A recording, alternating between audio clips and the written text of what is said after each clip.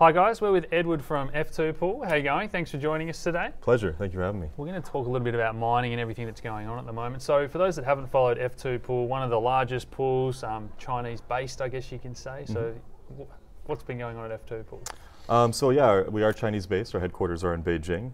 Recently we've been sort of expanding some of our team and we're excited to announce some new product releases. Basically mining products and services geared towards the international market.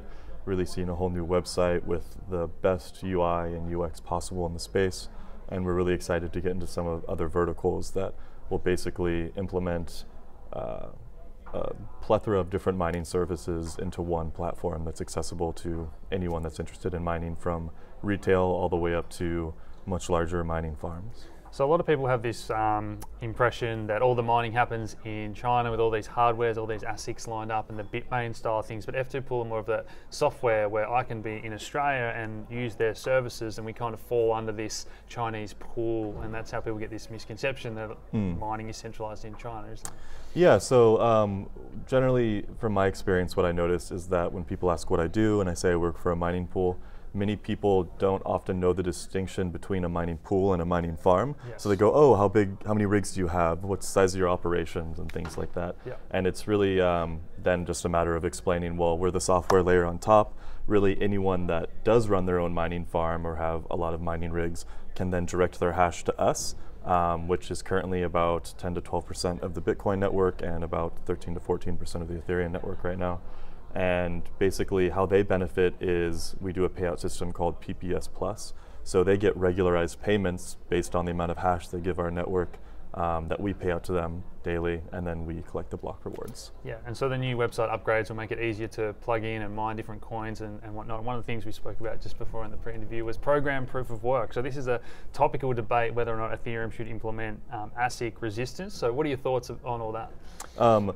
Well, as far as just speaker of f2pool in this case, f2pool did vote in favor of programmatic proof of work to essentially make ASICs less efficient by making GPU miners much more efficient. So it's more not an attack on the ASIC hardware itself, but on the economic incentive to use ASICs, because you don't have this huge gap of efficiency like you do on the Bitcoin network on trying to mine Bitcoin with GPU, CPU versus an ASIC, because you're just not going to be competitive. We recently saw a big drop in Monero's hash rate when they implemented changes as well, didn't we? Yeah, exactly.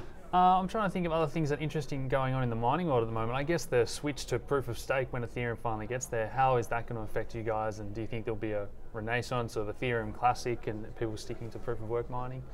So I think that's part of the reason why programmatic proof of work outside of very specific communities has kind of flown under the radar, is a lot of people kind of see Casper on the horizon and they're, like, what's the point? It's going to be proof of stake anyways. Yeah.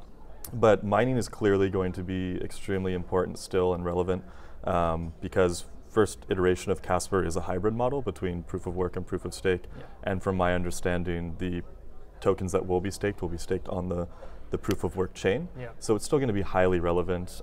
Next couple years we have first iteration of Casper rolling out, and then hybrid model all up until pure proof of stake. So mining is still very, very relevant for the Ethereum network. I think proof of work is not going anywhere, and I think we're going to see more chains piggyback off Bitcoin like we see with Komodo. There's another term I'm looking for where people can merge mining two at once. Do you think all that sort of thing is going to continue to develop? I think so, especially when you see really exciting projects like Rootstock, for instance, right now, which are one of the biggest or most notable players in merged mining right now. Tons of benefits. You don't need to have a bunch of ASICs pointed at your network, which is generally for a new proof of work coin, you need to get an agreement with some miners to do that, because otherwise you're exposed to too many vulnerabilities in the beginning.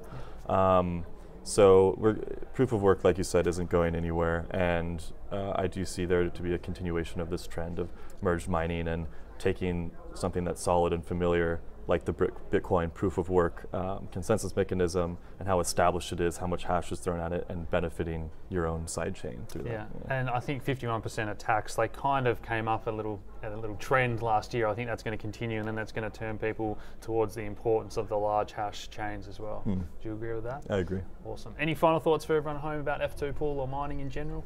In general, come check us out. We are rolling out, like I said before, a lot of exciting new stuff. I know we're super popular in China and some of the Asian communities because we were the first mining pool in China. But I'm always surprised to see how many people don't know about us, considering the amount of hash rate we have on the Bitcoin and Ethereum network. So go on over to f2pool.com and see if you're interested. We have a great line of products and services, and we'd be happy to work with anyone of any size. I think that's maybe because Bitmain dominates the news for the right and wrong reasons. But thanks so much for joining us today, Edward. Pleasure. Cheers.